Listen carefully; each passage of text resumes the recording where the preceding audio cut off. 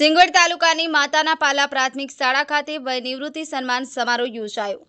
તારીખ 26 એપ્રિલ 2025ના રોજ માતાના પલ્લા પ્રાથમિક શાળામાં 36 વર્ષથી શિક્ષણ આપતા શ્રીમતી મીનાક્ષીબેન કાંતિલાલ સેલોત કે જેઓ સરકારશ્રીના ધારાધોરણ મુજબ સેવા નિવૃત્ત થતા હોય, જેઓનો સત્કાર સન્માન વિદાય સમારોહ માતાના પાલા પ્રાથમિક શાળામાં યોજાયો। કાર્યક્રમમાં શિક્ષણ જગતના અનુભવી તજજ્ઞો, સરપંચશ્રીઓ, ગ્રામજનો, સગા સંબંધી અને ભૂતપૂર્વ વિદ્યાર્થીઓ અને શાળામાં ભણતા બાળકો વિશાળ સંખ્યામાં ઉપસ્થિત રહ્યા હતા। કાર્યક્રમની શરૂઆત ભારતીય સંસ્કૃતિ મુજબ દીપ પ્રાગટ્ય સાથે થઈ હતી। ત્યારબાદ શાળાની બાળકીઓ દ્વારા વિવિધ સાંસ્કૃતિક કાર્યક્રમો કરવામાં આવ્યા હતા।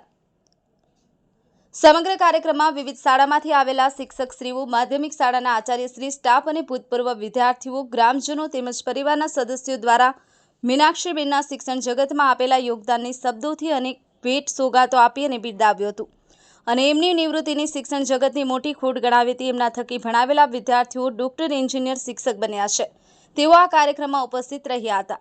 માતાના પાલા પ્રાથમિક શાળાના સ્ટાફગણની ભેટ અને શાળા માટે 25,000નો ચેક મીનાક્ષીબેન દ્વારા અર્પણ કરવામાં આવ્યો હતો। કાર્યક્રમમાં વિદાય વેળાએ ભાવુક દ્રશ્યો સર્જાયા હતા। શાળાના બાળકો અને ગ્રામજનો સાથે મીનાક્ષીબેન ભાવુક બન્યા હતા, જેમાં બાળકો સહિત તમામ ઉપસ્થિત લોકોની આંખો ભીની થઈ ગઈ હતી। બાળકો એક અસ્મરણીય વિદાય આપતા, ફૂલોનો વરસાદ કરતા, ડીજેના તાલે ઘર સુધી મૂકવા આવતા ગુરુ શિષ્યોના અતૂટ પ્રેમના ભાવુક દ્રશ્યો જોવા મળ્યા હતા। મીનાક્ષીબેન દ્વારા કરેલ કાર્યોમાં કાર્યક્રમમાં મોટી સંખ્યામાં હાજર લોકોની સંખ્યા દ્વારા જ અંકાઈ જાય છે। વયનિવૃત્ત મીનાક્ષીબેને પોતાના ભૂતકાળને યાદ કરતા પોતાના શિક્ષણ માટેનો શ્રેય મોટાભાઈ રમેશભાઈને આપ્યો હતો।